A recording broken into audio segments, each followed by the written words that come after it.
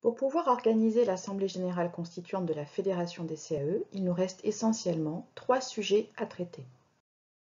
Valider les statuts de la Fédération, arrêter la liste des CAE membres de la future fédération et recueillir les candidatures au conseil d'administration. Permettez-moi de revenir en détail sur chacun de ces points.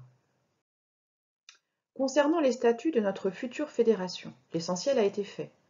Les statuts ont été rédigés par le comité de pilotage à partir des travaux conduits avec les CAE en 2019 et ils ont été partagés et bonifiés lors de différentes réunions en région et à Paris avec une cinquantaine de coopératives. Ces statuts s'inscrivent dans le cadre posé par le mouvement SCOP pour les fédérations de métiers. Les CAE membres de la fédération devront également être adhérentes à la confédération, à leur union régionale et le cas échéant aux autres fédérations de métiers, BTP, industrie ou communication. Et réciproquement, toute CAE souhaitant adhérer au mouvement des SCOP sera nécessairement adhérente de la Fédération des CAE.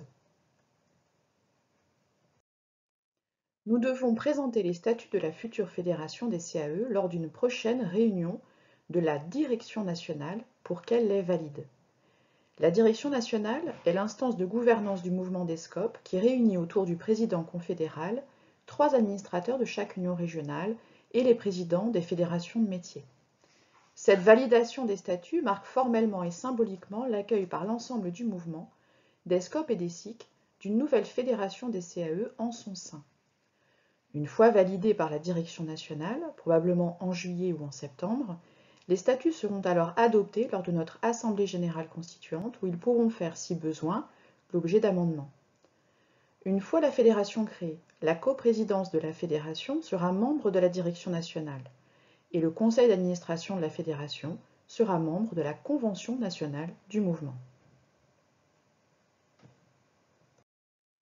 Deuxième sujet à traiter, arrêter la liste des CAE futurs membres de la fédération et celles qui pourront voter en assemblée générale constituante.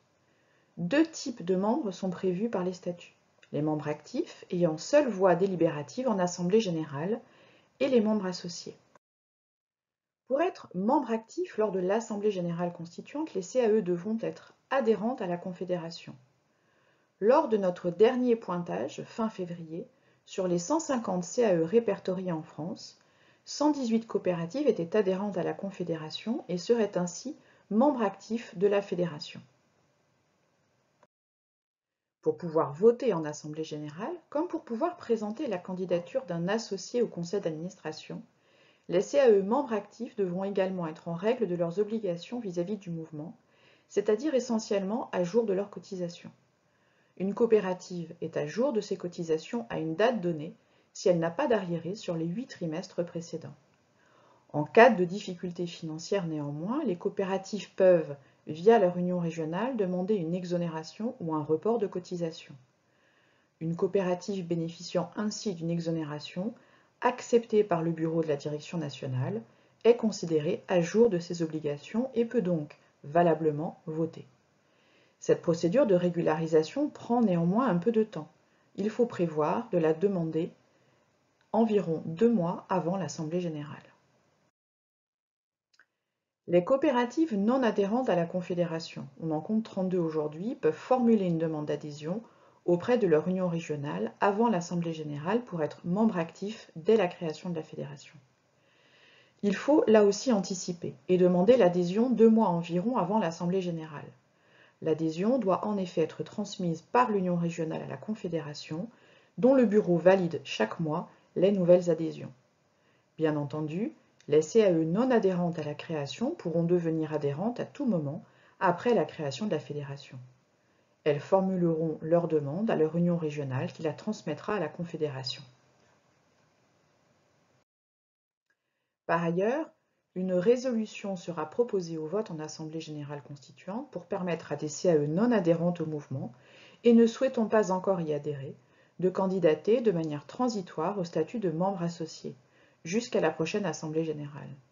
Ce statut transitoire leur permettra de continuer à participer à certaines activités de la fédération sans toutefois pouvoir prendre part au vote ou présenter un candidat au conseil d'administration et naturellement sans pouvoir accéder à l'offre de services du mouvement. Pour pouvoir être membre actif à la création, voter et candidater au CA, les CAE non adhérentes ou non à jour de leur cotisation devront contacter leur union régionale 2 mois avant l'Assemblée générale. Enfin, il nous faut recueillir les candidatures pour le conseil d'administration de la future fédération. Les administrateurs et administratrices élus désigneront parmi eux une coprésidence qui portera la représentation légale de la fédération. Le conseil d'administration sera composé de 8 à 15 membres élus par l'Assemblée générale et sera renouvelé par tiers tous les ans.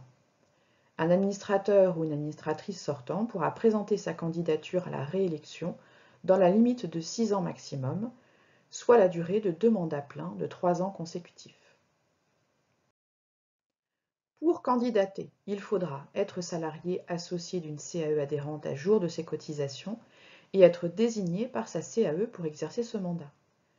Chaque CAE ne pourra compter plus d'un associé membre au conseil d'administration. Les candidatures devront être transmises au comité de pilotage 1 mois avant la date de l'Assemblée générale pour être vérifiées et publiées. Un formulaire de profession de foi simple a déjà été réfléchi par le groupe de travail communication. Chaque candidat devra expliquer qui il est, ce qu'il souhaite pour la Fédé et ce qu'il compte y apporter. Les candidats devant être formellement désignés par leur coopérative, il est important qu'ils anticipent et que les associés des CAE puissent discuter de ce sujet au plus tard 1 mois avant l'Assemblée générale.